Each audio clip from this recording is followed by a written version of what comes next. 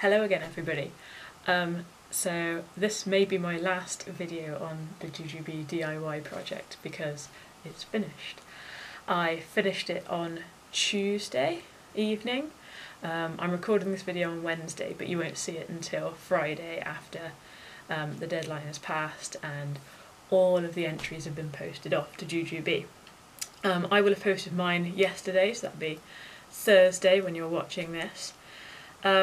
And before I show you the finished article, I want to say thank you. Thank you to everyone that's followed me and that has given me such lovely comments and really encouraged me, given me really good suggestions, especially when I've asked for help with things like, you know, that front panel, what should I do, and the straps. So thank you so much for your suggestions and your help. Thank you to Jujube for giving me this opportunity. It's not every day that you manage to buy a Be Prepared for £13.40, I think it worked out from euros to pounds. And you know, you don't get a Be Prepared for that amount of money to be able to cut up, and I don't know if I would do it unless it was for a goal, you know. But I've really enjoyed doing this. It's been so much fun having another project to do, having something to work on that's really different to what I usually do. Yeah, it's just been a whole lot of fun. I've learnt a lot. I've developed quite a lot of skills, I think, and I finished it on time. Yay!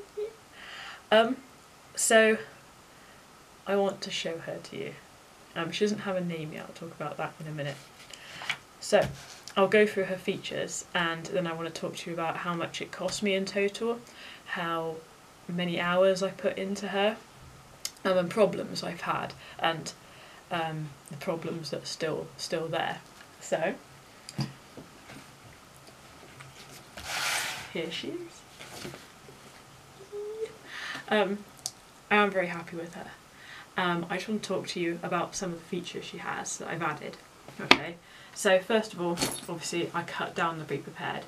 It's probably about half its size, maybe very slightly bigger than half the size, because the poppers are still present on the bag. I can't remove those really without making big holes in the front and back, so I left them on, but they're covered up, so they're not very obvious at all, and you can't really feel them. And the poppers are in the middle, so it's very slightly bigger than halfway. I kept the side pockets are still there, the D-rings are still there. I kept the lining the same, I didn't add anything to the inside apart from those two, the two mesh pockets that were in there are now one mesh pocket, and there's the two big pockets that were there in the front flap. It's all there, it's just smaller. So apart from that, I've changed a few things. So we'll start with the back panel. I've added this padded back panel, which you saw me make, from the memory foam change mat with a layer of mesh, and it's got that binding. I said that's the only place I actually use the binding. I was worried I'd have to use it on quite a few bits to hide my sins, as I said, but actually I only used it to bind the edge of the back panel to make it look neater. That double zipper I used to create a pocket. Everyone needs a change pad pocket, don't they? And the back of that panel is lined, I don't know if you can see that, it's lined in that gold, that champagne coloured, the lining that I got from the DIY box. It's got D-rings on top and D-rings on the sides at the bottom, so it can have backpack straps, which I made for it as well. It's got a big shoulder strap, which I used the panel. I'm not not terribly fussed with the colours not going together, but I experimented with permanent marker to change it back, and I didn't really like the results, so I left that be.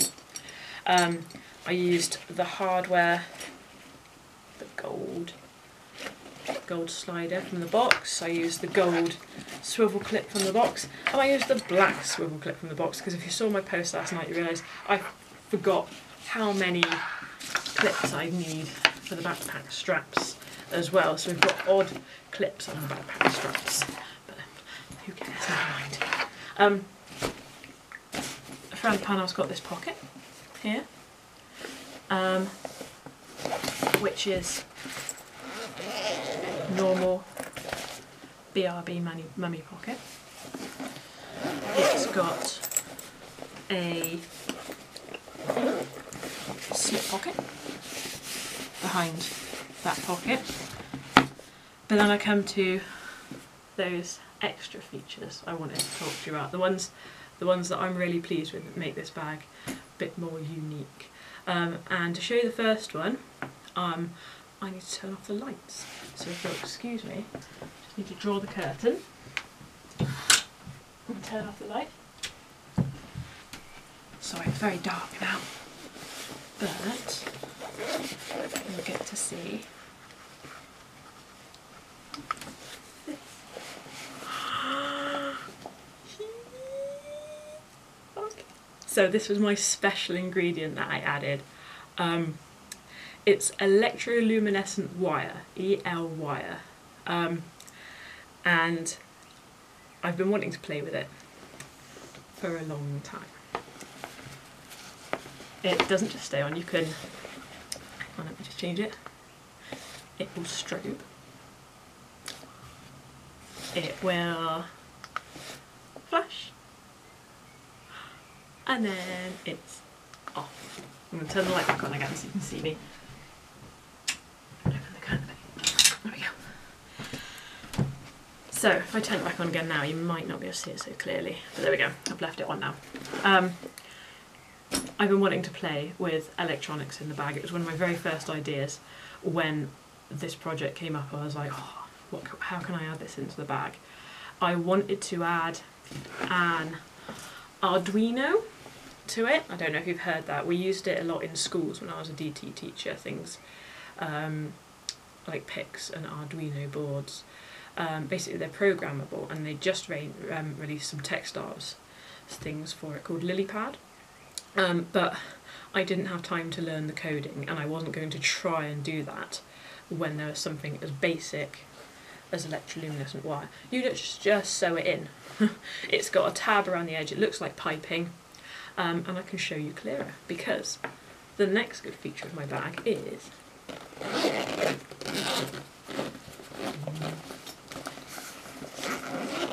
it has a detachable mummy pocket. This detachable mummy pocket has two D-rings. It's got the back panel that you saw on it. It's got a tech pocket on the back, which also contains the battery pack for the EL wire. 2 AA batteries, it's not too bad. It's quite lightweight as well. That battery pack you can actually disconnect. You can see the little connection point here, so that you can still wash the bag, because the EL wire itself is washable. And it's got, yeah, so these two D-rings, so you can carry it as a separate little bag. After this video, I'll be posting pictures that my mum kindly took while we were out with the kiddies on Wednesday, to show you the bag on the body. Also, I've got some pictures of packing it, and just some general pictures of it. So there we go. And you can see the EL wire a bit clearer.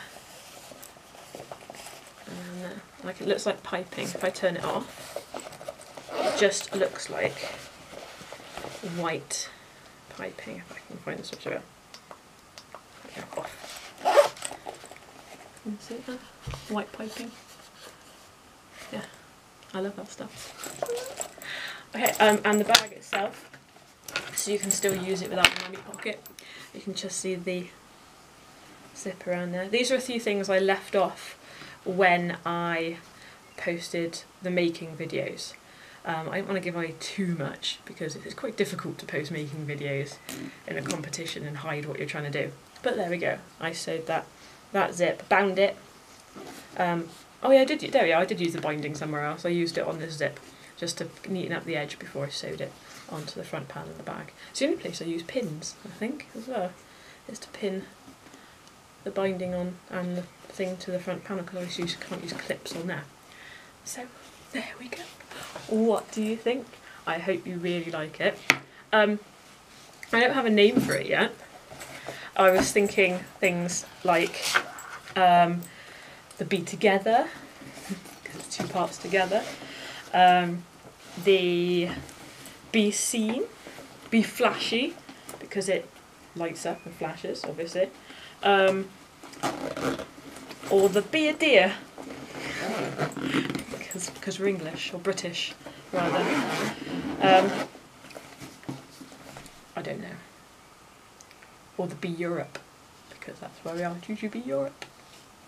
I don't know. So just a few things about the cost. So I added up all the costs of, well, I think most of the costs of this bag, excluding the time I'd spent on it.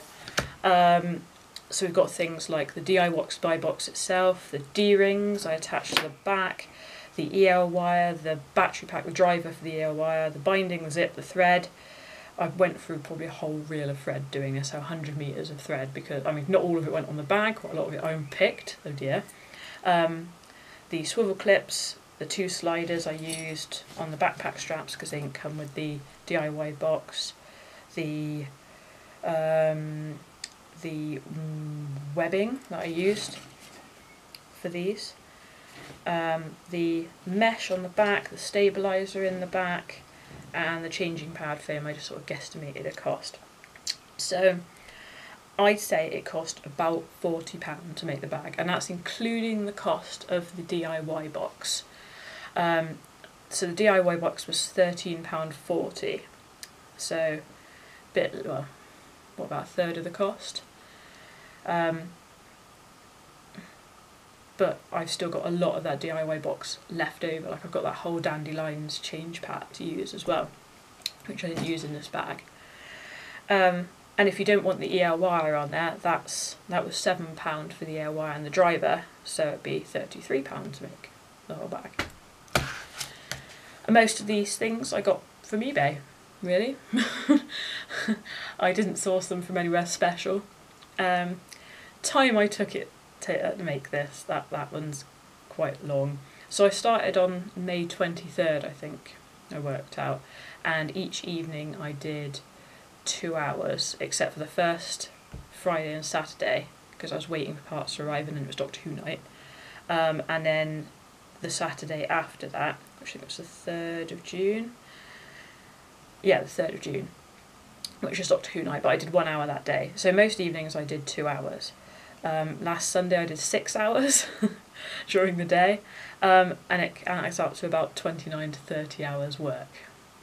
So a lot of work on this, considering a quick clip would take me 1.5 hours probably to make. Yeah, this is a lot of work for this one bag.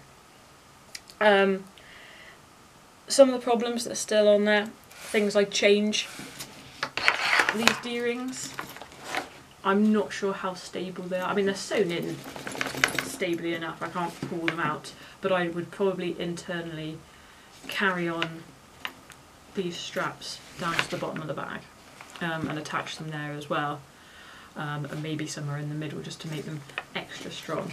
Same with these side ones, I might connect them together internally to make them a bit stronger, and the same with these 2 top straps.